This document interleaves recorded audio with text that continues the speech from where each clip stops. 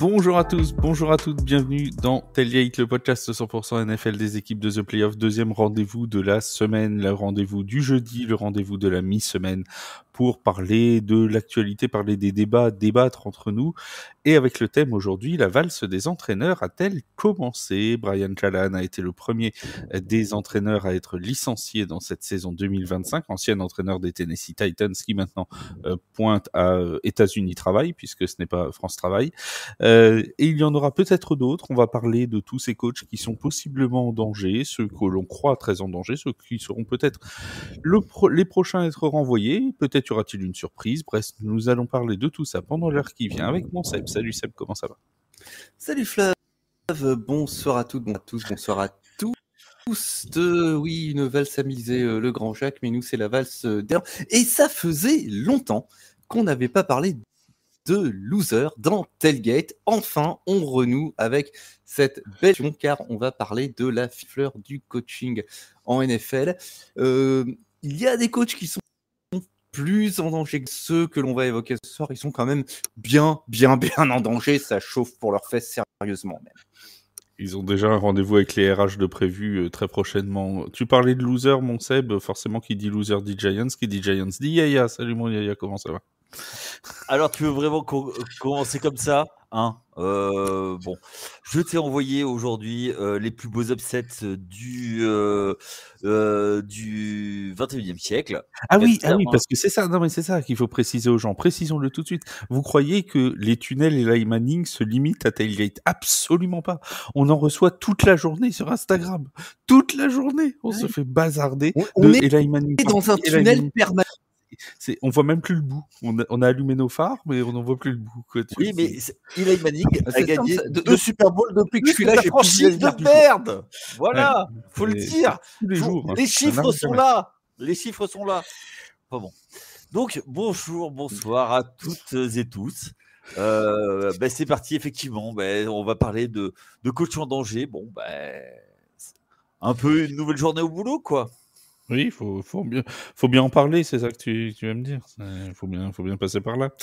Celui qui n'est pas en danger, mais qui nous a rejoint cette année de plus en plus régulièrement, membre de l'After Foot US, et on salue toute l'équipe de l'After Foot US autour de Matt, c'est mon Steph. Salut Steph, comment ça va? Salut tout le monde, ça va très bien, merci. C'est vrai que ça va être intéressant ce soir parce qu'on a quand même pas mal de personnes qui ont une cible bien précise sur la tête quand même. Oui, et vous voyez qu'on a gagné en qualité, on a perdu Vince pour gagner Steph, donc c'est déjà une bonne chose. Ouais. Et on salue Vince qui n'est pas avec nous le mercredi parce que, nous a-t-il dit, il est avec sa maîtresse, donc il ne peut pas tout faire. Je veux pas le vendre, hein, mais c'est bien. Surtout pas dire à sa femme, quoi. Ce serait bien de le dire, quoi. Voilà, tu confirmes, Yaya, c'est ce qu'il nous a dit. Alors, moi, j'avais compris qu'il était dans l'éducation nationale, mais. Mais l'un dans l'autre. Ah, oui. Voilà. Mais l'éducation nationale travaille-t-elle à 21h le mercredi? Ça, c'est autre. Il a besoin de cours du soir, hein. C'est pour l'addiction. Si l'orthographe est comme l'addiction, il a besoin de cours du soir. Il s'entraîne à prononcer Quinshon Judkins, sans doute. Bref, en tout cas, on salue Vince. On repart donc sur nos entraîneurs avec donc Brian Callahan, qui fut le premier entraîneur renvoyé au bout d'une saison et une saison entière chez les Titans. Il est arrivé en début de saison 2024. On rappelle que les Titans l'an dernier, c'est premier choix de draft, pardon. Un bilan assez calamiteux pour Brian Callahan, et visiblement la patience a eu ses limites du côté des Titans. C'est surtout peut-être, Seb, le problème principal, c'est qu'on voyait pas vraiment d'évolution, même avec l'arrivée de Cam Ward, ça semblait pas aller beaucoup mieux, et c'est peut-être ça qui a mis fin à l'expérience Brian Callahan. Sans doute, sans aucun doute, comme dirait un grand homme, ma patience a des limites, mais il ne faut pas exagérer, que ceux qui ont la ref m'écrivent sur le Discord. Le bilan de Brian Callahan, 4 victoires, 19 défaites en une saison et quelques. Ça fait très mal. Alors bien sûr, une saison entière, tout à fait, à la grosse. 1-5 cette saison, il va être remplacé par Mac McCoy, qui est un ancien offensive coordinateur d'Arizona et qui a été head coach des San Diego Chargers. Oui, parce que c'était de 2013 à 2016. Donc, j'ai le droit de dire les Chargers de San Diego pour ce coup-là. Callahan, c'était un ex-offensive coordinator de Cincinnati, donc il était très attendu, parce qu'il avait travaillé avec quand même des joueurs de haut calibre. Il était attendu comme étant un play caller de premier ordre, avec en plus un QB rookie à coacher. Ça semblait être le mariage parfait, mais en fait il a fait pâle figure après Mike Vrabel, qui lui, même si ces 2 dernières saisons ont été des saisons de fin de cycle et que ça a été assez douloureux sportivement, ça reste quand même un capitaine de navire et quelqu'un qui tient solidement sa barre. Mais la chute de Tennessee, elle est sans doute à faire remonter encore. Ça commence avec le trade de A.J. Brown qui a poussé au renvoi du general manager de l'époque, John Robinson. Vrabel, il va suivre 1 mois plus tard. Et le souci, c'est que auparavant, Robinson, il était victorieux lors de ses 6 premiers, lors de sa saison 3, et Vrabel, il a amené le club en playoff lors de ses saisons 2, ce qui était plutôt pas mal. Avant, c'était des gens qui connaissaient leur travail. Il y a beaucoup de reproches qui sont faits à la proprio du club, Amy Adams-Stunk, qui serait peu présente sur place en dehors de jours de match, qui est très éloignée des opérations au quotidien et qui prend des décisions en étant à distance. Elle habite au Texas, cette dame, et le renvoi de Callahan le lundi, ça a été une sorte de psychodrame parce que il y a habituellement les lundis qui suivent les matchs à 11h chez les Titans. Il y a un meeting avec tous les coachs pour débriefer le match. Ce meeting, il a ensuite été repoussé lundi dernier à midi parce qu'ils étaient partis tard de leur match, etc. Puis annulé. Puis il a été rétabli à midi et demi.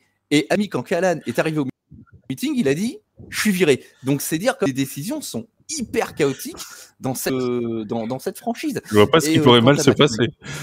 Voilà, qu'est-ce qui peut mal se passer quand c'est managé comme ça. Et ça, alors, on parle d'une équipe de foot, mais ce serait valable dans n'importe quel type de boîte, où tu as un meeting hebdomadaire qui est repoussé, qui est annulé, puis repoussé, puis rétabli, et puis tu arrives et qui dit bon les gars, je reviens pas en deuxième semaine. On dirait le conseil des ministres qui est compliqué. On dirait le cornu. Oui, quand il a lieu, parce que bon, ça, on en a plus depuis quelques semaines. Et Mike McCoy, le pauvre, qu'est-ce qu'il va pouvoir faire? Moi, j'ai envie d'être optimiste parce que c'est quelqu'un qui travaille avec des QB de profils très variés au cours de sa carrière. Il a travaillé avec Peyton Manning et Philip Rivers, c'est-à-dire avec des QB de poche classiques. Il a travaillé avec Tim Tebow, qui est un QB d'option, qui est quelque chose de plutôt rare en NFL. Il a travaillé avec Jack Delhomme, lui dont la force principale était l'improvisation et sa capacité à s'adapter. Un gros travail de sa part sur Cam Ward. Sur qui on ne peut pas faire porter le blâme, parce que Cam Ward, c'est un rookie, qui ne sait pas qui il est dans une franchise qui ne sait pas qui elle est. Et je pense que Mike McCoy, il va lui falloir des résultats, ou du moins une progression très vite, parce que vraisemblablement, la patience, c'est pas exactement la valeur première du côté du Tennessee en ce moment. Justement, il y a ce coach par intérim qui est arrivé. Les Titans sont en course pour être, allez, on va dire top 5 de la prochaine draft. Peut-être même seront-ils une nouvelle fois choix numéro 1. Est-ce que 2026, ce serait pas finalement enfin la bonne année pour tout remettre à plat et repartir vraiment de l'avant avec Cam Ward qui a été le choix numéro 1 2025, avec le choix numéro 1, 2 ou 3 2026, avec un nouvel entraîneur, bref, relancer vraiment une dynamique chez les Titans? Je crois que c'est ce qui a été voulu depuis l'an passé. Et oui, normalement, c'était 2024 que ça devait se produire, mais bon, ça c'est pas très bien produit, quoi. C'est ça en fait le truc. Donc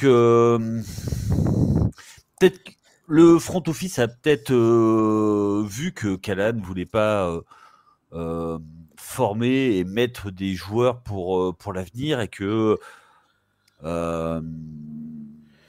c'était pas dans la voie de la construction. Donc c'est peut-être pour ça qu'ils l'ont coupé et qu'ils ont dit bon on va trouver quelqu'un qui va faire passer. Il y a des coachs comme ça qui sont bons pour ça, pour faire passer des équipes on va dire de fond de tableau à wildcard.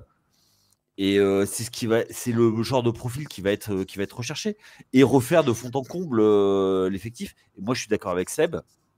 Le vrai problème, ça a été depuis le trade de A.J. Brown, où en fait, d'une équipe qui était toujours en tête de sa division, tu enlèves tous les joueurs petit à petit. Bon, allez, ciao, bye bye.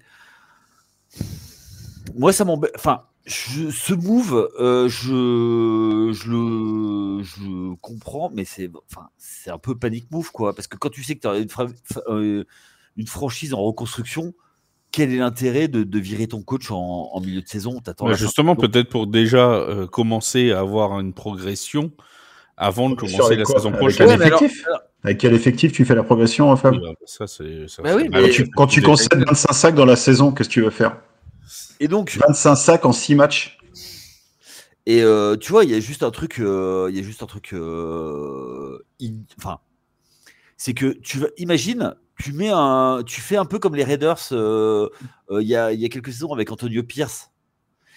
Tu mets un coach et ça se met à gagner. Tu es obligé de le prolonger et résultat des courses, tu repères un an parce que c'était juste un feu de paille sur la fin de saison.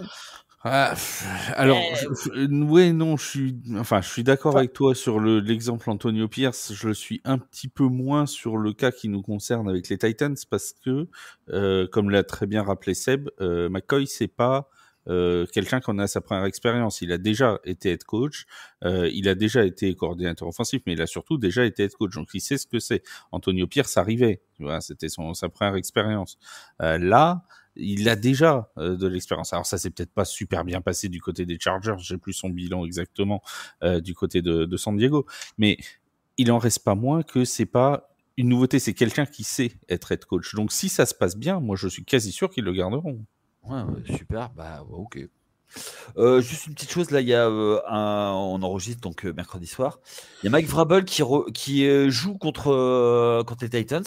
Oui, la semaine de cette semaine. Ce week-end, et il a été questionné par les journalistes en conférence de presse et il a dit que lui, il avait aucune nostalgie à jouer les Titans et que de son expérience. Donc, même s'il a été viré, j'ai envie de te dire, tu vois, il essaye même pas de faire du politiquement correct, quoi. Donc, ça prouve bien qu'il y a quelque chose dans cette franchise.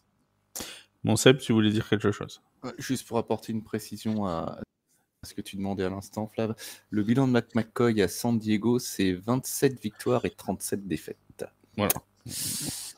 Oui, non, mais c'est pas. De toute façon, c'est pas fifou. Non, mais d'accord, mais de toute façon, s'il avait été à 42 victoires et 10 défaites, il serait pas resté 2 ans, tu vois. À un moment, soyons logiques, mais c'est quand même quelqu'un qui a déjà gagné plus de 20 matchs en NFL, qui sait faire quand même, quoi. Après, si ça donne rien, je pense qu'ils iront chercher quelqu'un d'autre. Mais est-ce que c'est plus débile de prolonger McCoy s'il est bon en fin de saison, ou d'aller chercher, par exemple, je veux dire n'importe quoi, un coordinateur offensif ou défensif qui n'a aucune expérience pour le mettre l'an prochain? Bon, je veux dire, ça revient, tu vois, on pourra dire ce qu'on veut, on va peut-être en parler dans la suite de l'émission. Je suis pas sûr que les Jets avec Aaron Glenn soient aujourd'hui montent au plafond, tu vois. Donc bon, et pourtant on nous disait monts et merveilles, oui, à Détroit c'est fantastique, machin tout. Bon, oui. Voilà. Bon. C'est pas toujours une bonne solution, pas toujours. Non, moi je propose Mike Kafka, ça va très bien. Ou Brian Dabble. Bref, on va en parler plus tard. Bon, Steph, est-ce que toi ça t'a surpris que les Titans soient les premiers à virer leur entraîneur? Oui et non. Oui, je peux le comprendre par rapport à la fiche et au résultat. Et effectivement, en tant que directeur, Seb en a bien parlé, qu'elle puisse avoir des attentes, tout ça, ça je l'entends, il n'y a pas de souci. Maintenant, comme je te disais tout à l'heure, quand tu n'as pas l'effectif à ta disposition, c'est pas un magicien Callahan, quoi. Il a Cam Ward, ok, mais regarde, si tu regardes les stats à l'année depuis le début, entre les sacs concédés, les sacs, le nombre de premières tentatives, le nombre de possessions, tout ça, tout cumulé, j'ai regardé tout à l'heure, c'est quelque chose quand même qui est assez impressionnant, quoi. Ils ont que 1300 yards à l'attaque, ils en concèdent 2000. Ils ont 23 sur 82 en troisième tentative. 23 sur 82. Donc, il n'a pas d'O-line, Cam Ward. Donc, Cam Ward n'est pas un magicien non plus. Comme souvent avec les QB rookies, d'ailleurs. Voilà, donc les pauvres. C'est pour ça qu'ils sont pris, c'est le système de la draft. C'était rarement dans une très bonne équipe quand tu es drafté dans les premiers choix. Hein. Ouais, mais des fois, tu as une construction derrière. La logique, c'est que même si quand tu as drafté ton QB rookie, tu as un projet sur 2-3 ans, ou 2-3 ans plus tard, ton QB rookie, il a l'effectif devant lui qui va faire en sorte qu'il va exploiter tout son potentiel. Là, Cam Ward, c'est pour ça que je trouve que c'est un peu rapide. Je le comprends, mais je trouve ça rapide, moi. Très bien. Parce que nous, je sais que quand on en a parlé au moment de l'annonce du licenciement de Brian Jalan, quand on a parlé sur notre Discord de la rédaction de TPO, il y a eu un peu de tout en se disant si on donnait pas le nom de la personne virée et qu'on disait ah bah tiens, il y a un entraîneur qui a été viré, tous les regards se dirigeaient pas forcément vers Brian Jalan. C'était pas forcément. Il y en a d'autres à qui je pensais en premier, moi. Il y en a un, on va sûrement en parler tout à l'heure, qui s'appelle Mac. Non, t'inquiète. Reste tranquille. Assis-toi, bois une tisane, comme disait l'autre. On va en parler, t'inquiète pas. Après, je pense que ce qui a joué contre Brian Jalan. Je pense que. Vas-y, Seb. Je pense que c'était pas le nom qui venait en premier à l'esprit à la majorité d'entre nous, parce que Tennessee n'est pas une équipe qui est sous le feu des projecteurs, quel que soit leur bilan, en fait. Donc, les attentes sont différentes, exactement, Stéphane. C'est très exactement la phrase, les termes que je cherchais, et que tu as d'autres équipes qui sont un peu plus... qui brillent, entre guillemets, enfin, pas par leur résultat, en l'occurrence, un peu plus, mais qui focalisent plus l'attention, et donc forcément, quand elles contre-performent, une en particulier, et je pense à la même que Stéphane, forcément, quand elle contre-performe, c'est leur entraîneur qui est sous le feu des projecteurs. Mais après, quand tu prends objectivement les résultats sur la dernière saison et demie, ouais, Callahan, ça fait sens qu'il soit le premier à partir. Après, je pense qu'au-delà des résultats, mais ça c'est un point de vue très personnel, parce que vous savez, ma passion cette année pour regarder les équipes qui sont nulles. Je pense qu'au-delà des résultats, il y a la manière. Steph en a parlé. Dans le contenu des matchs des Titans, c'est vraiment pas bon. Je vais prendre ma franchise parce que c'est celle que je vois le plus. Tu regardes le contenu des matchs des Saints. Le bilan, il est pas bon. On est d'accord. Il y a quelque chose. Mais il y a quelque chose. Ouais, offensivement, Spencer Rattler se développe et donne des choses intéressantes. Il y a la défense qui des fois se fait trouer, la défense notamment dans le backfield qui se fait trouer, mais tu sens qu'il y a un état d'esprit où ils sont pas loin de gagner des matchs, où ils ont des drives pour aller chercher des victoires. Il y a quelque chose, alors que chez les Titans, tu avais l'impression que c'était néant. Donc, c'est ça. Mais ils sont meilleurs que les années Kerr. Hein. Ah oui, parfois il y a des matchs où ils sont meilleurs que sous Derek Carr, oui. Ça, c'est... Après, c'est sûr que sur le bilan, ça se voit pas. Mais tu sens qu'il y a une construction, et c'est pour ça qu'aujourd'hui, personne... Bon, c'est aussi parce qu'il vient d'arriver et qu'on lui a dit qu'on lui laissait 3 ans, mais Kellen Moore est pas du tout dans les coachs en danger, tu vois. Il y a pas de sujet. Mais on va reparler pour un autre, mais... Oui, bah après, parce qu'il y a des coachs qui viennent d'arriver qui sont un peu plus en danger. Bref, ça c'est un autre débat. Parlons, puisque vous voulez tous en parler, parlons-en. Allons du côté de la Floride, où on ne nous signale toujours pas d'ouragan, alors que nous sommes le 15 octobre. Mais ça, c'est un autre débat. Mike McDaniel... Il y a un ouragan, c'est quand même les Buccaneers qui prennent tout comme un ouragan. Voilà, comme Stéphanie. Il s'en sort bien. Mike McDaniel, donc le coach des Miami Dolphins, qui a été très longtemps favori pour être le premier coach renvoyé. On l'a même cru à la 3e, 4e journée. Ensuite, il s'est sauvé avec une victoire. Je sais même plus contre qui c'était.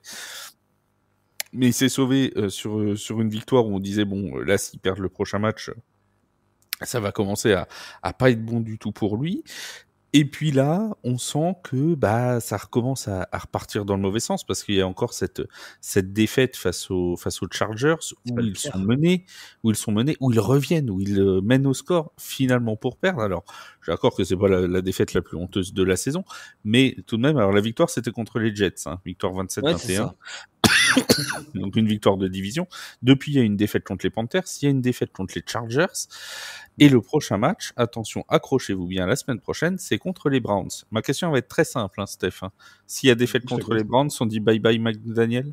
Ah bah moi oui, je te dis oui 100%. Enfin, il devrait déjà, pour moi, on aurait déjà dû lui dire bye-bye, donc il a un peu de sursis, on va dire. Mais le sursis, il va passer en ferme, quoi. Ça. C'est comme d'autres. Il y en a d'autres. Voilà. Il y en a d'autres qui voilà. Non, mais ouais, si tu veux, quand on regarde un peu, ça date pas d'hier. Et le problème avec McDaniel, c'est pas uniquement lié au résultat. Le problème est beaucoup plus global que ça. Il y a des tensions au sein du vestiaire. Il n'arrive pas à fédérer. Tu sens donc déjà, tu sens que ça sent pas bon, encore plus effectivement que Callahan. C'est pour ça que perso, et on était beaucoup à le penser, on voyait bien McDaniel devant Callahan, et Callahan aurait pu suivre derrière, ça m'aurait pas semblé illogique. Mais j'avoue que là, c'est pas bon du tout ce qui se passe. Il est à même pas 50, il est juste à 50%, je crois, un truc comme ça de victoire. Depuis 29-28, je crois.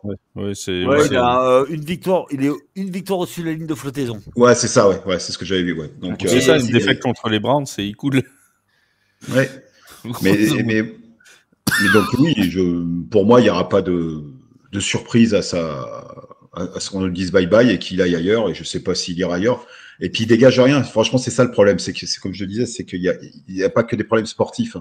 Là-bas, donc, il avait de la hype. Il avait de la hype au sortir de San Francisco, où il était bon en conférence de presse et tout ça. Ouais, mais en tant que cordeau.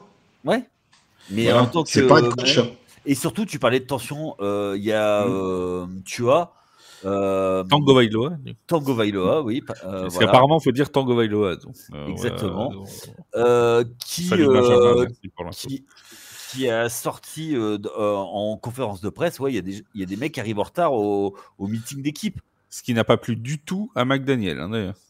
Oui. McDaniel qui derrière a fait un commentaire en disant c'est pas du tout le rôle d'un quarterback leader de régler ses comptes après un match. Donc ça lui a pas plu.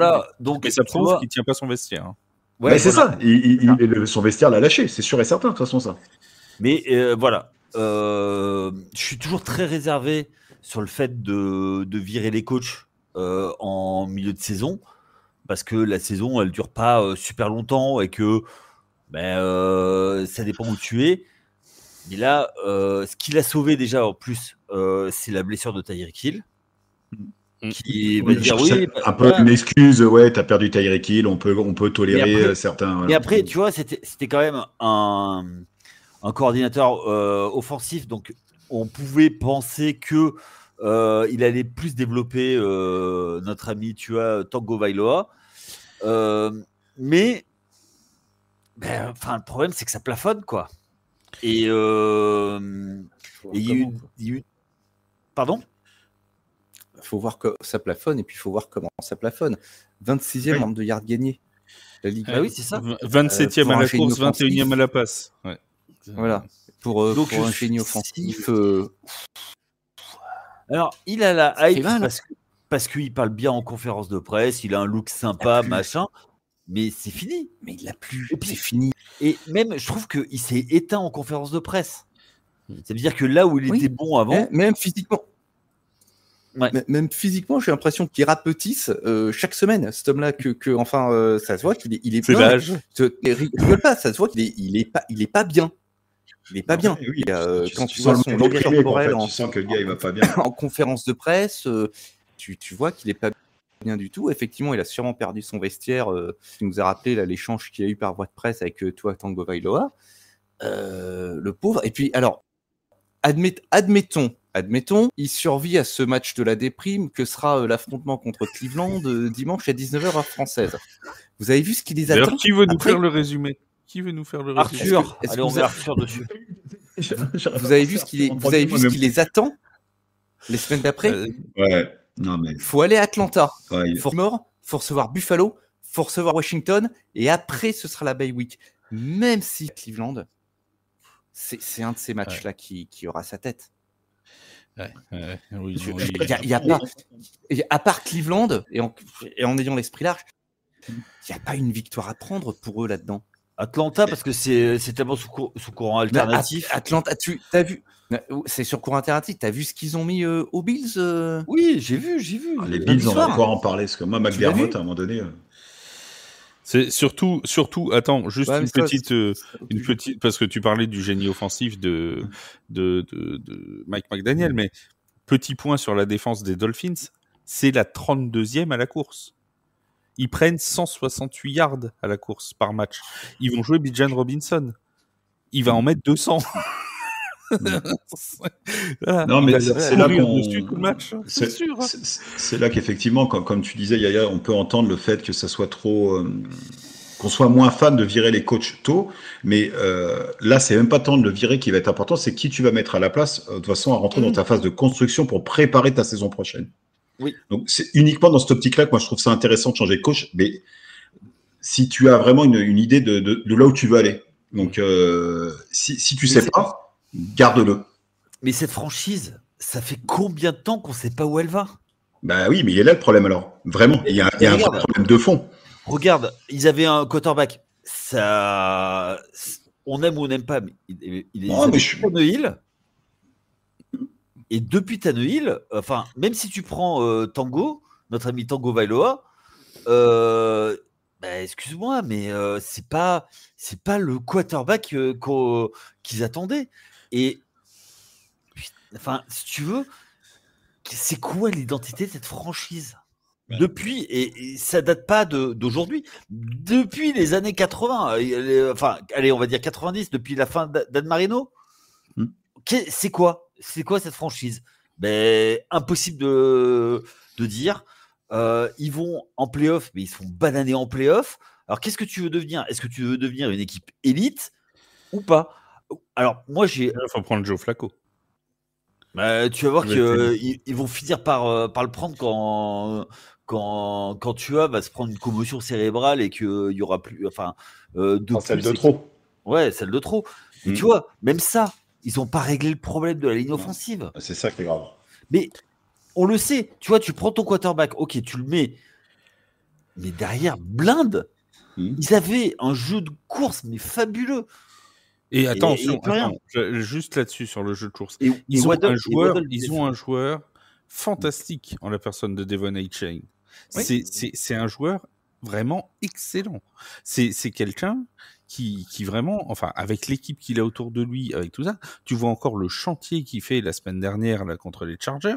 Mais enfin, le gars, ils ont même réussi à remettre Darren Waller en confiance. On a l'impression, tu vois, ce qui est pas un mince exploit quand tu vois ces derniers temps chez les Giants. Tu te dis. Ils avaient, tu l'as rappelé, Yaya, ils avaient Tyreek Hill, ils avaient Jalen Waddle. Tu prends il y a encore 2 ans. Alors certes, ils se faisaient bananer en playoff, mais l'attaque est marché. C'était festival offensif, c'était tout ça. Waddle, depuis son année rookie, fait que décliner. Et maintenant, oui, et toute la franchise fait que décliner depuis maintenant 2-3 ans, parce qu'on rappelle qu'il y a déjà 25 ans, ça fait 25 ans, ils n'ont pas gagné de match de playoff, je crois que depuis. Non mais d'accord, mais il y a quand même. Les Jets ont gagné des matchs en playoff. Il y a une grosse période de creux, il y a 5-6 ans, j'ai plus la saison exacte, où c'était vraiment la team sardine, comme l'appelait Benjamin Bernard, c'était vraiment le truc, en dessous de tout. Derrière, il y a eu du mieux quand il y a eu Tango Vailoa, quand il y a eu Tyreek Hill, Jalen Waddle, ils arrivaient au moins en play-off, tu vois. Donc il y avait quand même du mieux. Et derrière, là, ça repart dans le mauvais sens. Et aujourd'hui, alors ils sont quoi dans l'ordre de draft 3, 2, 3, 4, enfin bon, dans ces eaux-là. Et malheureusement, je suis même pas sûr qu'en changeant Mike McDaniel, ça changera tout. Hein. Non mais attends, ils avaient un coach qui les faisait, alors c'était pas fabuleux, mais qui arrivait à faire quelque chose. C'était Flores, et il le vire. Ouais. Alors, derrière, en plus, des histoires autour de Brian Flores, tout ça, dans la NFL, mais, c'est un... Brian Flores qui fait du bon boulot comme coordinateur. Hein, bah oui, mais même, tu vois, qui mériterait d'avoir un autre poste. Il commence par 0-7, il finit par 8 victoires d'affilée, quoi, tu vois. Et il est qualifié en play-off. Donc, tu vois, c'est un gars... Et t'as ce coach, et derrière, sachant que c'était avec l'énergie du désespoir, et voilà. Et depuis, ça fait pchit, comme dirait quelqu'un. Ça fait pchit. Est-ce que vous avez tout dit sur Mike McDaniel? Est-ce qu'on peut passer à un autre sujet épineux? Est-ce qu'il y a quelque chose? De toute façon, un mec qui met des pantacours, moi, je pense qu'il faut le virer. Voilà, merci Yaya. Je crois que c'est là-dessus qu'il faut qu'on termine. Autre coach qui est pour l'instant le deuxième favori dans la liste de ceux qui peuvent se faire virer prochainement. Et alors lui, on en parle depuis quelques temps. On va aller du côté de Cleveland, du côté des Browns, parce que ça fait longtemps et qu'on salue les Browns. On adore les Browns. Vous savez que c'est notre équipe chouchou de cette année. Kevin Stefanski, qui est lui aussi sur un siège un peu éjectable. Mais alors lui, la situation est un peu différente. C'est parce que non seulement il est sur un siège éjectable à cause de son bilan, mais on peut pas s'attendre forcément à ce que les Browns soient en tête de la FC Nord à ce moment-là de la saison. C'était pas vraiment dans l'optique. Mais en plus, on a l'impression que son GM joue à balancer tous les joueurs qui pourraient faire que ça tienne à peu près, comme s'il était en train de pousser Stefanski sous le bus pour se sauver la face, quoi. C'est incroyable. Quand on pense que Kevin Stefanski, il y a 2 ans, était coach of the year, parce qu'il avait réussi à faire une saison plutôt bonne, avec un effectif particulièrement moyen. Et voilà, et 6 QB, si ma mémoire est bonne, qui se sont succédés derrière le centre. Il faut croire que la machine Stefanski ne fonctionne plus, et je comprends pas le move autour de Joe Flacco. Bon, enfin, je comprends pas. Attention, il faut que je minore un petit peu ce que j'ai dit. Je pense qu'on s'attendait tous plus ou moins à un moment que Dillon Gabriel prenne le relais. C'est pour ça que tu draftes un quarterback qui se retrouve starter. De là à balancer Flacco, non seulement tu te prives d'un backup d'expérience, vraiment sans mauvais jeu de mots, mais surtout tu te prives d'un mentor. Parce que du coup, ton autre backup, c'est un autre rookie, quelqu'un qui est passé, qui devait être la nouvelle merveille de la draft et qui a été pris quand au 5e tour, c'est ça, si ma mémoire est bonne? 5e tour, Sanders, c'est 5e. 5e voilà, tour, Sanders. 5e tour. Tu crées quand même un sacré trou d'air sur le poste, parce que tu te prives de quelqu'un qui peut mentorer un jeune QB, et à mon avis, Dillon Gabriel aurait bien besoin de mentorat, parce que ses premières limitations commencent déjà à se voir, hein, à ce pauvre jeune homme.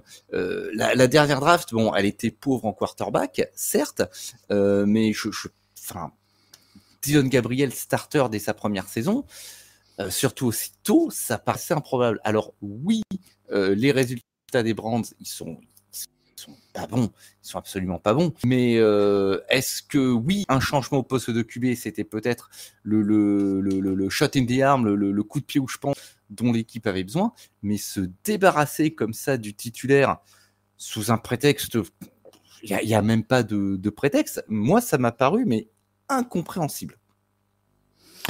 Oui. En tout cas, c'est vrai que cette équipe des Browns, c'est un peu compliqué pour elle en ce moment. Steph, toi, qu'est-ce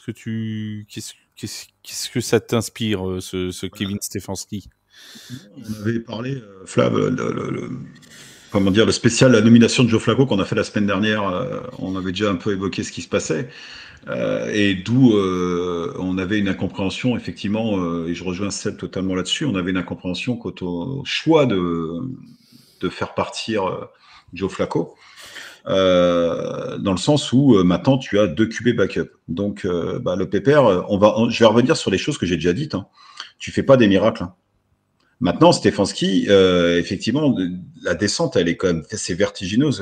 Tu rappelais, Seb, qu'il a été nommé Coach of the Year, c'était quoi l'année dernière? Il y a 2 ans. 2 ans. 2 ans. Ouais. Donc il y a 2 ans, et là, 2 ans après, tu trouves que ce gars-là, il a perdu tout son savoir-faire. C'est qu'il y a aussi, pareil, quelque chose qui cloche quelque part. Mais déjà, il était sur la sellette en fin de saison dernière. Hein. Il a été même, c'était pendant un moment dans l'intersaison, on se disait est-ce qu'il sera pas remplacé, est-ce que il faisait partie des candidats pour le Black Monday l'an dernier à être envoyé. Hein. Ça faisait partie des coachs où on serait pas tombé de notre chaise s'il était renvoyé après la saison dernière. Sauf que là, en plus, d'après ce que j'ai cru comprendre en parlant à quelques gens qui aiment les Browns et ils se reconnaîtront dans le podcast, c'est qu'apparemment il y aurait, alors non, c'est même pas avec Marc-Angelo pour le coup, c'est qu'il y aurait des problèmes en plus relationnels entre Kevin Stefanski et Shedeur Sanders. Apparemment, il l'aurait plus ou moins pas choisi, on lui aurait imposé finalement de le prendre, et donc du coup ça peut expliquer aussi. Alors si là on lui impose de mettre Shedeur Sanders et que finalement il réussit, comment va réagir Stefanski? Bref, c'est un. Mais ça va se passer comme ça, Flav. Ça va se passer comme ça. Ça a été dit. Ça a déjà été dit. Ils vont pas garder. Ils l'ont dit qu'il allait jouer. Mais non. Ils ont dit. On en a parlé la semaine dernière. Ça a été dit. Ça a été dit dans les médias américains. De toute façon, Sanders va prendre des reps. Point barre. Donc prendre des reps, c'est qu'ils vont l'installer. Hein. C'est traduction. Je vais installer ce mec-là, parce qu'on veut le faire jouer. Et si Stefanski, il y a un problème avec lui, tu peux être sûr que lui. Est-ce que c'est pas Stefanski qui va demander à se barrer avant? C'est pas impossible. Mon Yaya, toi, c'est quoi ton regard sur ces Browns? T'as l'air dépité. Ouais, c'est les Browns sous l'art de se tirer une balle dans le pied. Ils ont un coach 2 fois coach of the year. Hein. Oui, c'est vrai qu'il a peut-être été 2 fois. Oui. Il a été 2 fois et 2 fois il avait des équipes de briques et de broc. Il monte des défenses et derrière il y a une attaque qui marque que 17 points. Et s'ils sont là, c'est eux, c'est à cause de l'attaque. Et Myles Garrett, en plus, lui, il commence à montrer des signes de frustration. Alors lui, il avait qu'à pas re-signer. Oui, voilà. Mais il a préféré l'argent, il assume. Hein. Ouais, voilà. Mais d'un autre côté, tu vois, quand tu fais ton taf et que du côté offensif, ça le fait pas, je comprends qu'il est un petit peu gros sur la patate. Oui, mais ça, il le savait. Ça, il le... Enfin, oui. On va pas nous prendre, pour des dingos. Il a pas découvert que son attaque, c'était des pompes à vélo hier. Oui, mais il y a une chose, c'est que leur quarterback titulaire, il est out. Il est à l'infirmerie avec les infirmières. Ouais. Ils ont tradé un truc mais énorme pour l'avoir et le gars il fait rien. Moi le problème de cette franchise c'est que ok même si tu le vires, enfin qu'est-ce que tu veux faire? T'as des boulets de tous les côtés. Le GM il fait nawak. Bah et le truc, c'est que là, effectivement, Stefanski, le mieux pour lui, ce serait de se faire tromper. Ouais, ou même de parler, de provoquer son départ. Hein. Oui, bah, tu vas pas. Enfin, faut pas qu'il je le comprends. Hein. Non, mais je comprends. Genre... les indemnités. Mais, et puis, en plus, il aura du boulot derrière. Parce que,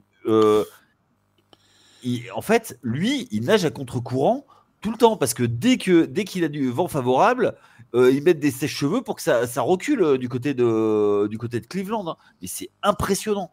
C'est impressionnant cette franchise. Donc voilà, quand on voit, il suffit de voir le cas Baker Mayfield. Ah bah ça, oui, c'est le cas le plus. Voilà. Oui. C'est ce sur quoi je voulais revenir. Ne surtout pas oublier que pour installer ce fameux quarterback dont tu nous parlais qui coûte si cher pour ne pas jouer. Ils ont débarqué comme une paire de chaussettes sales, notre ami boulanger du Champ de Mai, hein, Baker Mayfield, qui a dû aller se faire prendre à Carolina à l'époque parce que les ramener en playoff après 18 ans de disette, c'était pas assez bien pour ces messieurs. Et pour ça, on a cassé la tirelire, vendu la ville et les environs pour faire venir Deshaun Watson. Et avant, ils font venir Odell Beckham. Oui, il s'enflamme justement après cette saison 2018-2020. Oui, après la première saison de Baker Mayfield. Non, après la saison où il l'amène en playoff, où il les amène en playoff. Ouais. C'est la deuxième. C'est la deuxième ou troisième. C'est en 2020. Ça doit être la deuxième alors parce que la première, il commence à y avoir la hype et parce qu'il sort de. C'est la deuxième. La première saison de Garrett. Ils s'enflamment. Ouais. Ils sont premier choix. La deuxième saison, ils ont premier choix Myles Garrett. Après, ils gagnent 0 match. Ils sont encore premier choix. Ils prennent Baker Mayfield. Et ils ont choisi Baker Mayfield, c'est draft 2018. Le premier choix 2018, ça c'est certain.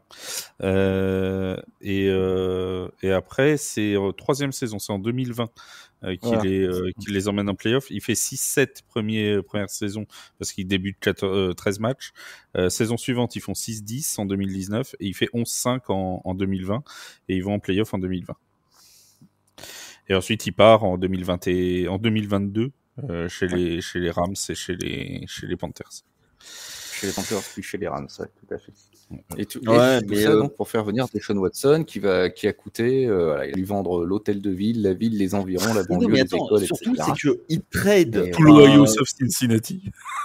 Il trade je ne sais pas combien de premiers choix et en plus, derrière, il lui donne un contrat full garantie. C'est le premier de l'histoire à 260 millions, 265 de mémoire.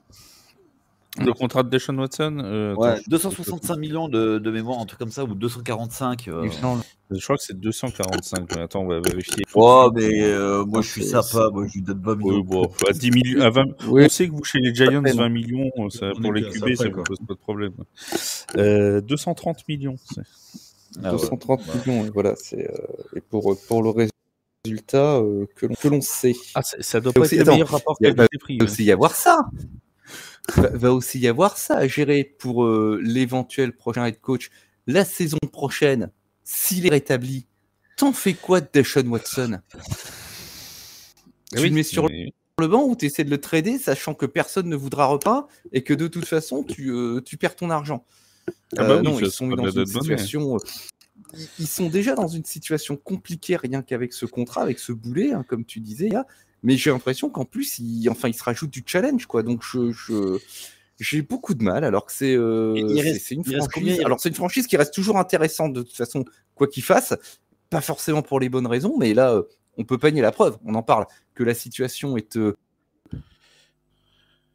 intéressante dans tous les sens du terme, mais j'ai l'impression maximum, comme tu le disais, pour parce que moi, parfois, malgré tout, tu as envie de te dire, ils sont pas si loin, alors pas d'être d'une grande équipe ou d'être une bonne équipe, mais de sortir la tête de l'eau. Et c'est frustrant et navrant de voir ça et de les voir à chaque fois se rajouter des étapes inutiles, voire même quasiment des pièges. Mais c'est une course de handicap, hein. Quand tu vas là-bas, tu as l'impression d'être au Kentucky Derby avec un handicap. Bon, bah, je vais partir. Les gars, partez 5 minutes avant, je vous rattrape, quoi. Tu posais la question de quand est-ce que le contrat de Deshaun Watson se terminait, je crois, mon Yaya. Ouais. C'est fin 2026. Donc, il y a encore la saison prochaine. Et attends, parce qu'il y a une restructuration. Moi, d'après les chiffres qui sont sur Spotrac, donc on peut les croire fiables, la saison prochaine, c'est une base de salaire de 46 millions, 8 millions de signatures, 25 millions de restructuration, ce qui fait un cap hit de 80 millions 715 000 dollars pour la saison prochaine. C'est... Voilà, bon bref, je suis désolé les fans des Brands, on voulait pas rire. Promis, on voulait pas rire, mais... Tu te rends compte, là c'est même plus des années de retard qu'ils prennent, ça pourrait presque se compter en décennies, quoi. Ben là, oui, là, ils sont... La seule lueur d'espoir pour eux, c'est que pour la prochaine draft, ils sont stacked au niveau du nombre de choix. Hein. Je crois qu'ils ont, si la mémoire est bonne, ils ont au moins un choix à chaque tour. Oui. Et puis ils en ont rajouté avec Joe Flacco. Là. Donc ils ont de la monnaie d'échange ou de la chair fraîche qui peut arriver. Oui, qu'est-ce que tu voulais, mon Yaya? Le cap, ça sera uniquement sur l'année 2026, les 80 millions ou c'est étalé? Moi, c'est marqué cap hit pour la saison 2026, 80 millions. Donc ça veut dire qu'après, ils sont clean pour 2027, quoi. Après, il y a des voiders. 2027, 2028, 2029, il y a des voiders en plus. Mais bon, ça, après, c'est un peu... Oui, mais à côté de 80 millions, c'est que dalle. Oui, voilà. Et s'ils le coupent à la fin de la saison, en dead money, et ça leur ferait 131 163 000. Et le cap, il a combien? Il a 200. Bon, d'accord, ok, allez, 250. Là, je fais quelque chose pour me faire virer à ce prix-là. Moi, dites-moi, il faut que je signe, parce que à ce prix-là, je m'en vais. Et tout le monde n'aura pas la classe de Derek Carr, de prendre sa retraite et de laisser la monnaie, je vous le dis. Eh ben, écoute, pourtant, moi, je suis lui. Permettre Watson, c'est pas faute d'avoir essayé de se faire virer. Hein. Ouais. Mais non, mais lui, il a des plaintes. On lui donne un contrat à 230 millions. Ah, mais c'est un sketch, en fait. C'est un sketch. Et 5 ans. Et c'est pas, mais là, tu vois, c'est là qu'on parle du coach, mais c'est là qu'il y a quelqu'un qui est au-dessus qui doit sauter avant lui, quand même. Mais de toute façon, regarde le bilan du GM. Il faut faire sauter. Ouais, c'est le GM qui doit faire. Alors, tu sautes les deux, dans ces cas-là. Ça, il n'y a pas de souci. Je l'avais tout à l'heure, alors je vais vous le retrouver, mais le bilan du GM au niveau victoire-défaite depuis qu'il est arrivé, notre ami Andrew Berry, c'est 41 victoires, 49 défaites en tant que GM. Il est aussi responsable, oui, mais tu vois, et pour les Browns, c'est presque le meilleur. Et lui, il est aussi sur la sellette. Et je te dis, c'est ce que je demandais tout à l'heure à Seb. Est-ce que il est pas en train de sacrifier des pièces, et Stefanski en fera peut-être partie, pour essayer de sauver son job aussi, de le balancer sous le bus pour sauver sa peau, tu vois. C'est pas impossible. C'est pas impossible. Seb, là, c'est pas des années de retard, c'est des décennies qui vont manger. Mais en tout cas, moi, il y a juste une chose, c'est que être fan Ouais, c'est des décennies trop des tard. Browns, C'est fou. c'est être fidèle quand même. Hein. Oui. C'est de la loyauté. On rappelle que Seb les a classés parmi la meilleure fanbase de NFL. Et c'est vrai que l'argument a son poids. Ouais. Ouais, ils ont un public qui est fidèle, mais déçu. Mais fidèle. Mais fidèle. Un petit mot aussi parce que je suis désolé, mais c'est le troisième favori pour perdre son poste dans le classement des bookmakers et dans le classement d'NBC. Alors j'y suis pour rien, c'est pas de ma faute, tu me grondes pas, Yaya, mais c'est Brian Daboll, l'entraîneur des Giants de New York.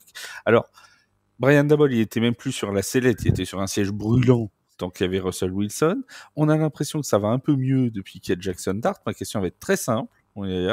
Est-ce que finalement la sécurité du poste de Brian Daboll dépend de Jackson Dart? Je pense pas.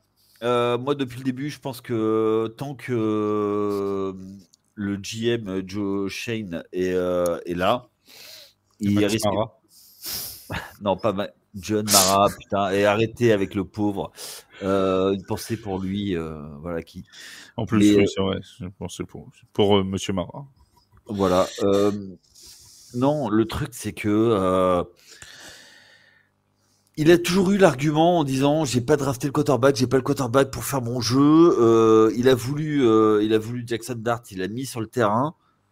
Ouais, mais c'est pour ça. Si Jackson Dart ça marche pas, si là les 10 prochains matchs, même les 5 prochains il perd, et cet argument-là il vaut plus, donc il saute. Ouais, mais en fait, si tu veux, le seul truc, c'est que depuis qu'il est revenu, il y a une certaine hype autour. Mais oui.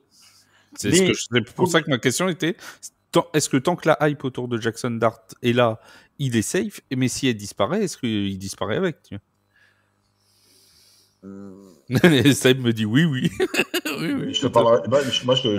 Je rajouterais même Skateboard au plus de Dart, et tant que le duo continuera sur ce qu'on a pu voir sur le dernier match, où je te dirais que Daboll va se faire sauver sa place. Il la sauve pas lui-même. Par contre, si ça commence un peu à régresser, là, au revoir, quoi. Moi, le truc, c'est que je vais te dire, si ça marche plus, s'il y a plus de Dart, Skateboard, il y a un package. Sean et Daboll, ils dégagent tous les deux.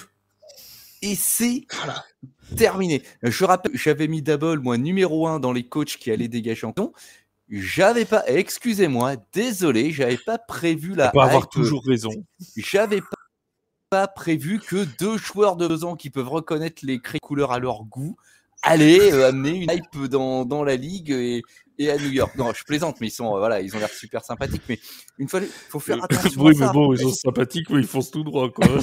Oui, mais à la limite, c'est ça, mais c'est des joueurs à l'ancienne, on adore ça, ces deux gamins, et ils s'amusent. Mais est-ce que c'est, une fois de plus, est-ce que c'est juste un effet coup de pied aux fesses et une espèce d'électrochoc qui, voilà, allez, ça repart, on a un petit peu d'allant et d'avant pendant quelques matchs, mais est-ce que lorsqu'on va tomber sur quelque chose, et puis ils vont tomber sur quelque chose de difficile, je rappelle qu'ils ont un schedule, ils ont un calendrier qui est velu. C'est ça qui va sauver Quand Daboll. ça va caler, qu'est-ce qui va se passer, quoi? Le calendrier va peut-être sauver Daboll. Je suis pas certain. Moi, je suis pas persuadé. Non, je suis pas certain. Non, mais on n'a pas vu le même.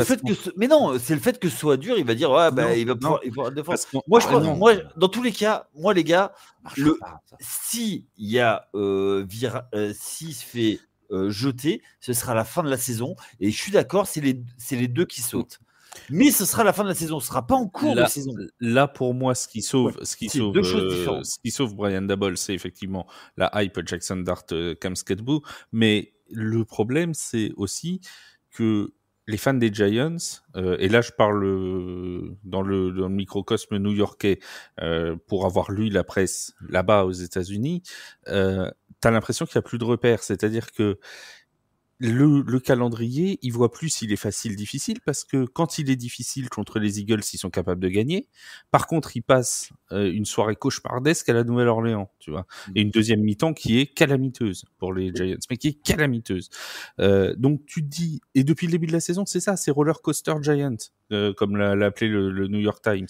C'est vraiment, alors il y a un moment t'es au sommet, puis la mi-temps suivant t'es en bas du trou, puis tu remontes, puis tu bats les Eagles, puis tu perds contre les Saints, puis tu vas battre les Chiefs, puis tu vas perdre contre les Browns. Enfin, c'est n'importe quoi.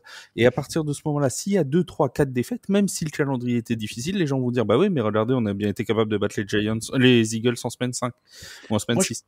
Moi, je pense que le problème est plus profond que ça. Il y a un vrai problème de staff. Gowen, le défensif coordinateur, c'est lui qui fait perdre le match à Dallas. Et là, s'il y a 3-3 au lieu de 4, on parle pas de la même chose. Oui, mais le match qui est le plus, enfin, c'est les Saints. Quand ils reviennent le plus, c'est les Saints, parce que là, c'est un match avec Jackson Dart. Celui des Cowboys, ils l'ont oublié parce que c'est Russell Wilson. Mais tu vois, s'ils font 2-3 matchs comme celui contre les Saints, la hype Jackson Dart va disparaître. Hein. Et mais il y en aura d'autres parce que c'est un rookie et qui fera des erreurs comme il en a fait à la Nouvelle-Orléans. Je suis un peu, j'ai regardé le calendrier, je vais rejoindre Seb. Il y a du solide là quand même. Le calendrier, au début de saison, c'était le 4e le plus compliqué. Ouais. Ils rejouent tout de suite les Eagles là, je crois dans 15 jours. Déjà, ils jouent les le 26. Il y a les Broncos. Ils jouent les Broncos là cette semaine à Denver. Eagles, Niners.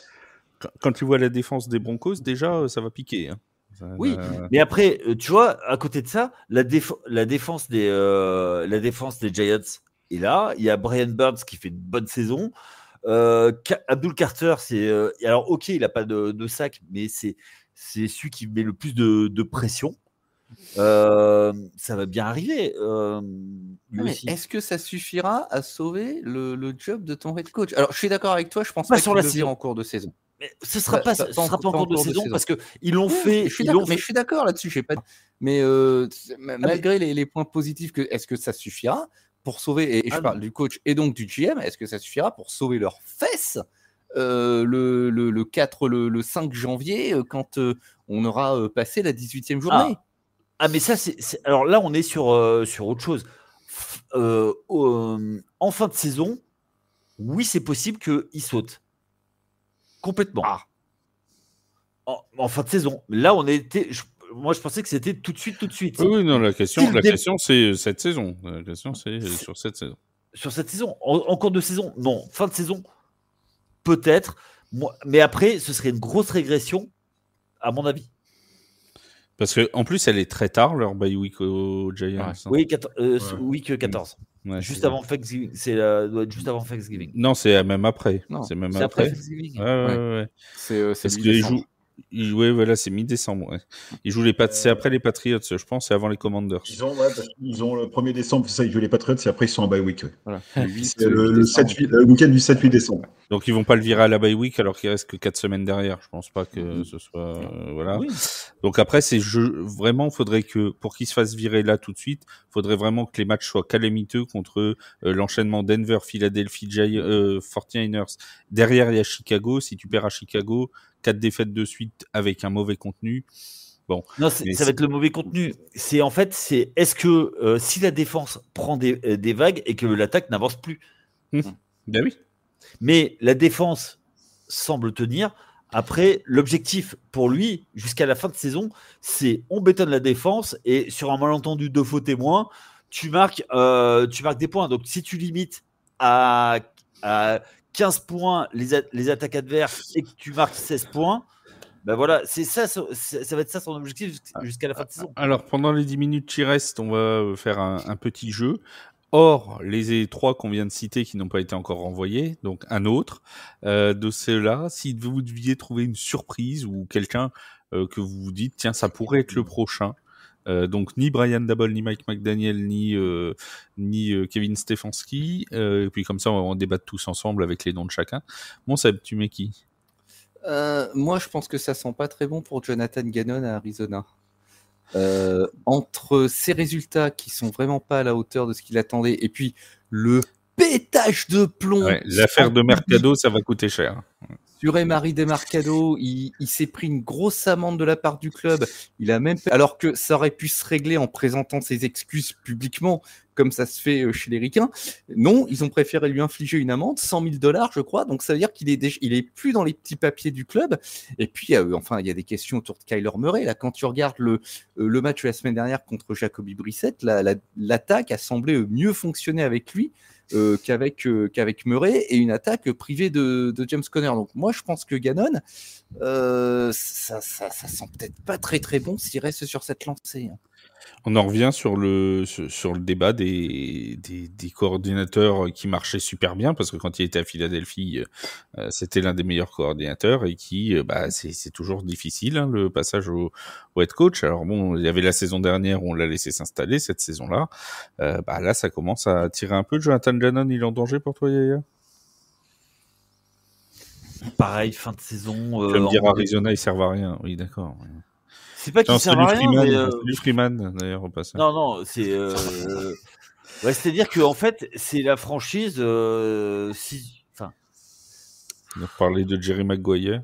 Ouais, voilà. Si tu regardes, tu vas pas les. C'est pas Lizzie McGuire, hein, pour ceux qui sont fans de Disney Channel, c'est pas la même. Si tu veux, c'est juste un peu le punching ball de la NFC West, quoi. Donc. Mais à côté de ça, on aimerait bien qu'ils redeviennent ceux qui ont été au Super Bowl contre les Steelers, quoi. Mais dur. Ouais, ça remonte un peu. Steph, Jonathan Gannon, il dégage bientôt. Je suis un peu comme c'est, moi, si tu veux, j'avoue que c'est un ceux. J'aurais. Ça, c'est une connexion aux 49ers. Ça. Ouais, ça m'arrange. J'ai dans la division, en fait. On n'est pas très fan des coachs de division, nous. Point barre. Pourtant, McVay, il est bon. Ouais, nous, on l'aime, en fait. Lui, alors, ça n'est un des rares qu'on aime parce qu'on aime bien lui faire. On adore les coachs qui jouent des 4e et 1 au lieu de tenter un field goal pour jouer la prolongation. Ça, c'est des gens dont on est fan.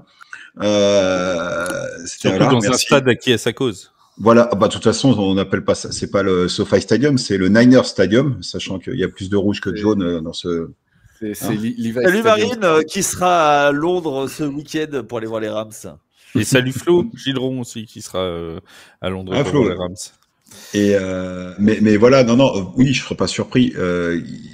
C'est pareil, il n'y a pas de continuité, c'est bancal depuis plusieurs saisons. Kyler Murray se sauve heureusement qu'il a ses jambes, mais attention, hein, quand ça va vieillir, ça va nous donner un Russell Wilson bis. Hein. On pourra pas avoir la même chose. Ouais. Mais j'en avais un qui me. Alors, il est très surprenant. Hein, c'est juste que je pense qu'en ce moment, j'en ai vu qu'ils en parlaient un petit peu. Non, moi, je pense à Sean McDermott. Ah, chez les Bills. Mais je suis pas moi je suis pas emballé parce que je vois des Bills depuis le début de la saison. Mais ça fait des années qu'on dit ça. La question elle est à se poser en fait. Hein. Est-ce que tu coaching qui fait exactement voilà parce que tes résultats sportifs tiennent aux performances d'un voire 2-3 joueurs. Allez, grand maximum. Je veux dire, à un moment donné, il va falloir prendre les bonnes décisions. Et est-ce que ça vient pas du fait que Sean McDermott a ses limites et les a atteints? Ah, mais ça fait longtemps qu'il les a atteintes. Donc dans ces cas, donc tu sais que alors on peut pas être indulgent. Alors c'est ça que tu vois, logique sur le raisonnement. Si on parle de faire sauter un mec comme Stefanski, qui lui a fait quand même ses preuves avec les effectifs qu'il a pu avoir, là avec McDermott, tu es encore moins tolérant. Tu as un effectif, tu n'as pas de résultat ou tu pourrais avoir d'autres résultats. Je te rappelle qu'on avait fait, si vous vous rappelez bien, l'an dernier, on fait ce podcast-là à peu près à chaque fois vers la 6e semaine, et on avait parlé éventuellement d'un Nick Sirianni qui était en danger. Je ne sais pas si vous vous souvenez, parce qu'à ce moment-là, Nick Sirianni était voilà. Ils étaient à 2-4, à 4-2, à 4-2, et il s'était pris la tête avec le public, parce que bon, il se prend la tête avec tout le monde, lui. Mais si tu parles de Nick Sirianni, moi je trouve que poser au moins la question McDermott, il y a un moment, ça se pose. Hein. Mais combien de fois depuis qu'on est sur les pods ensemble, je parle de la fenêtre de tir qui est passée. Oui, mais toi, on t'écoute pas. Non, mais ça fait 3 ans que tu nous dis que la fenêtre de tir, c'est une chatière, mais à chaque fois, ils vont en play-off. Alors bon. Mais oui, ils vont en play-off. Mais pourquoi? Parce Ouais, que les Patriots qui sont en train de remonter un projet très cohérent vont repasser devant. Et eux, c'est parti pour de la médiocrité pendant des années, des années. Et en fait, parce qu'ils Bah, ont raison pas. de plus pour changer le coach. Mais parce qu'ils ont pas. Mais le truc, c'est qu'ils ont laissé passer le train. Mais ça veut dire revient, un train. Il suffit de Non. rester hacké. Bah oui, mais là pour l'instant, Ça, ils ça vont la gare. être attaqués. Ils vont être. Ah oui. Les mais- histoires d'amour, c'est comme les voyages en train. Et quand je vois tous ces voyageurs, parfois j'aimerais en être un. Encore malade si tu nous écoutes. Voilà. Mais en fait, ce que je veux dire, c'est que McDermott, C'est plus ce que ça je arrivera dis. trop tard. Ça arrivera trop tard. Ma référence Tu l'aurais musicale, fait là. il y a 2 ans avec un coach capable de venir insuffler une nouvelle dynamique là-dessus. Ils auraient peut-être pu aller plus haut. On le saura jamais. Mais là, aujourd'hui, ben, moi, je suis d'accord avec toi, Steph. Après peut-être qu'il y a un problème de coordinateur. Si tu mets comme coordinateur le monsieur Deber, ça fait McDermott Deber et ça peut être pas mal. Voilà. Je vous laisse là-dessus. Je crois que c'est là-dessus qu'il faut qu'on. Voilà. Seb, Il y a il un est secret. C'est- Ouais, il y a un secret dans ces Ouais, cas-là, je c'est. suis- Ouais, là, je c'est. suis- Voilà. Il a J'ai abandonné. Jérôme. Mais Yaya je nous a pas voilà, donné je suis son nom fatigué. surprise. Ouais, Yaya nous a Yaya, pas il donné nous a son pas nom donné surprise. son nom. Ouais. Moi, Ah, j'en ai pas. On a tous Oh. abordé. Il y en a un dont on n'a pas abordé, mais qui est beaucoup parlé dans les médias, c'est Glenn. Oui, Harold Mais- Glenn. Hein. Ouais. Mais Alors, moi, j'en ai un moi, autre. moi, je le vois pas. Je le laisse au moins finir l'année parce que comme ça fait un peu juste quoi. Mais voilà. Après, Bah, le Et, truc, c'est que enfin, c'est toujours pareil. Là, tu t'attendais chez les Jets à ce que ça ce soit table rase. Tu vois, Je on savais met que ça de allait se passer côté, comme ça. on met de côté, on change de quarterback, on change de coach, on change de machin. Et en fait, tu t'aperçois qu'il n'y a rien qui a progressé, quoi. Donc, bon, c'est. et À mon avis, s'il est en 0,7, 0,8, 0,9, il va finir par virer. Garrett Wilson gueule. Oui, bah, Garrett Wilson, il est out, donc lui, ça va être réglé, tu vois, mais. Ben il ouais, est blessé. et puis c'est pareil. Qui c'est que tu vas aller reprendre aux Jets? Qui c'est que tu vas aller chercher Bon, jusqu'à la fin de saison? Après, oui, tu vas trouver. Mais si c'est pour pas avoir mieux, ben, ouais. Ah oui, bah ça, voilà, c'est un autre problème. S'il y a quelqu'un dont on n'a pas parlé. Jim Harbaugh. Non, Jim. Avec les Chargers? non, John Harbaugh, pardon. Ah, John Harbaugh. Ouais, mais lui, il aura l'excuse des blessures. Ouais. Donc, Mais la il blessure. est dans les listes des non, moi, des c'est Américains. un qui a les excuses des blessures, mais où ça commence à chauffer, c'est Zach Taylor, quand même. Avec les Bengals. Ah oui, Zach Eux Taylor. aussi, oui. ils ont une fenêtre ça peut de tir qui est en s'entendre. train de se refermer. Hein. Eux aussi, ça commence à faire des années qu'on les attend depuis leur Super Bowl. On se dit, ils vont y retourner, et que tous les ans, ça patine, Voilà. voire ça finit dans les 10 pires bilans de la Ligue. Ça, voilà, Mais là, il y a- cette année, alors- ça va pas être beau. Hein. Il y a une chose avec les Bengals, et c'est le cas avec pas mal de franchises, il y en a qui ne virent pas les coachs Oui. en cours de saison. D'accord. Mais est-ce que, là, on va agrandir le débat. Est-ce que Zach Taylor, il sera encore là en début de saison prochaine? Ah non, mais de toute façon, il est en fin de contrat. Il n'est pas en fin de contrat. Mais ils peuvent le prolonger. Mais non, mais il aurait Parce que déjà. c'est en fin de contrat que tu vires forcément. Mais si. Bah non. Ah bah non. Mais non. Bah, Il y a tu des vas gens pas- en fin de contrat qui ont été prolongés 2 semaines avant la fin de la saison. Ouais, bah alors dans ce cas-là, mais alors Ah oui. dans ce cas-là, Bien sûr. Tu crois vraiment que si Joe Flacco les emmène à un bilan médian et que Joe Burrow finalement les envoie en play-off parce que la FC Nord elle va être beaucoup plus ouverte que ce qu'on s'attendait et les envoie en play-off finalement, tu crois qu'ils vont se séparer de Zach Taylor? le problème c'est qu'ils ont pris beaucoup de retard quand même. Hein. C'est pas la question. Est-ce qu'ils vont se séparer de Zach Taylor? Cette fiche-là, non. Bah non. Bah non, tu te sépares pas de Zach Taylor s'il va en playoff. Ils vont en play-off? Bah non. Bah non. Évidemment non. Ouais, bah, Donc, alors les gars, mais Bah non, mais c'est pas. Non, mais c'est pour te dire avec que tout ce que tu veux, quoi. c'est pas Non, parce mais que bien tu sûr, arrives en fin de mais contrat bien sûr, mais que les- tu t'es viré. Tu vois. vous n'allez pas me faire le coup de la contractuaire, quoi. Non. Bah non. Au bout d'un moment- ah ouais, mais après, ils sont plus à une connerie près, hein, tu me diras. Hein. Ah bah Donc, oui, ils ont bien pris Joe Flacco. Mais non, mais il y en a d'autres conneries. C'est-à-dire, tu payes pas Trey Hendrickson, mais tu prends un coach dont tout le monde gueule depuis je sais pas combien de temps. qui est en bout de cycle. Non, faut arrêter les conneries au bout d'un moment.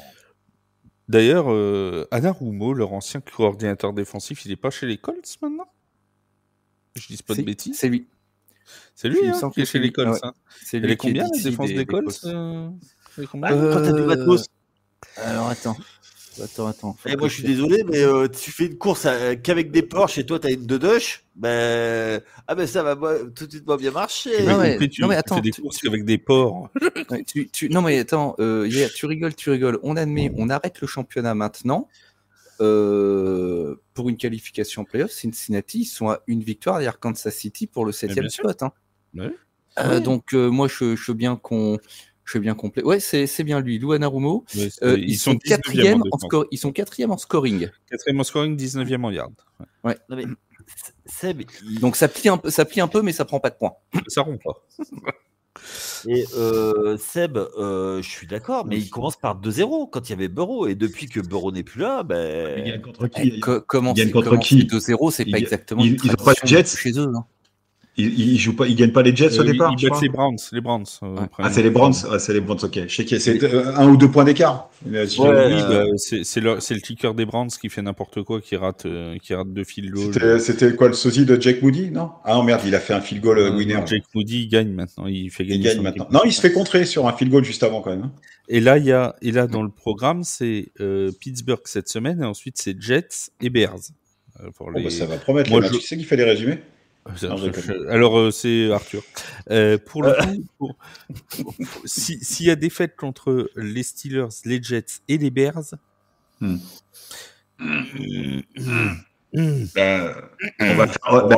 peut avoir la même réflexion que par rapport à Dabol, hein, qui lui, par contre, ira, je pense, comme Yaya disait, jusqu'à la fin de la saison, mais ça dépend de l'enchaînement, quoi, et la hype. C'est ça. Ça va être la hype autour de Joe Flacco qui va tout. Ouais.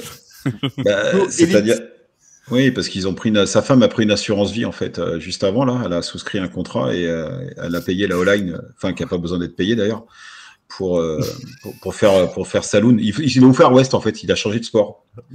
Alors déjà il a survécu à Micah Parsons. Maintenant cette semaine il va se prendre TJ Watt. Hein.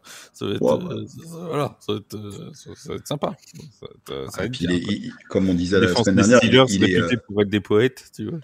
Puis on sait que Joe Flacco est connu pour avoir des jambes de feu. Et puis en plus, d'après ce que j'ai compris, il y a Mike Tomlin qui est pas très très content du trade de Joe Flacco. D'après ce qu'il a, j'ai pas lu toute l'info, mais j'ai vu passer ça là, comme quoi il râlerait un peu après les Browns qui auraient tradé Joe Flacco. Donc en plus, si Mike Tomlin commence à avoir un petit ressentiment personnel, j'ai peur pour le bon Joe pendant ce match de jeudi soir. À mon avis, je vais devoir veiller toute la nuit des fois qu'il y a un quarterback qui soit sur le flanc et qui va faire une news express. Mais ça risque d'arriver. Bon, les amis, merci beaucoup.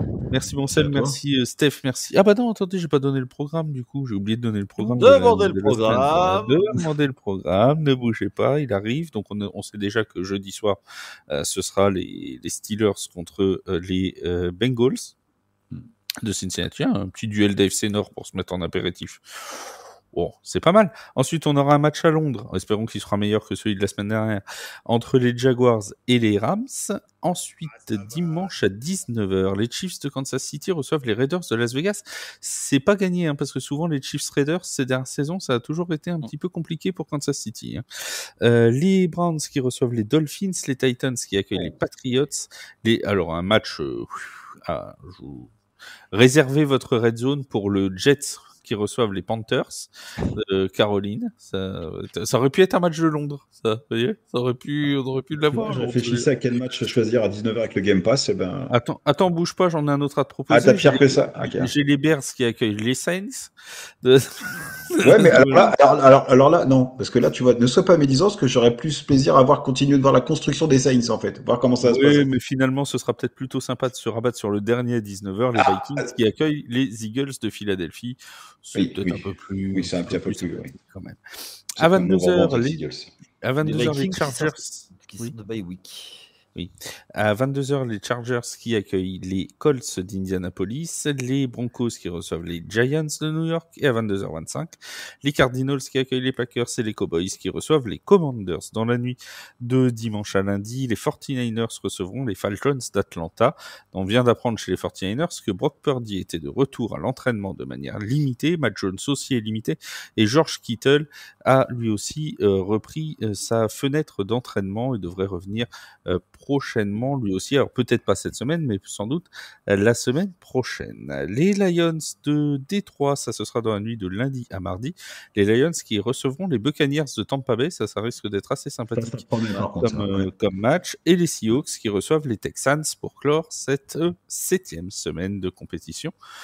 En NFL, merci cette fois Seb, merci Steph, merci Yaya d'avoir été avec moi, merci à vous tous de nous avoir écoutés. On se dit à mardi pour débriefer toute cette 7e semaine. Profitez bien du week-end, profitez de la NFL. N'oubliez pas de venir sur notre Discord pour papoter avec nous pendant le Red Zone, c'est toujours rigolo, surtout quand Bertrand réagit. Et on se retrouve très très vite pour de nouvelles aventures NFL. Salut tout le monde.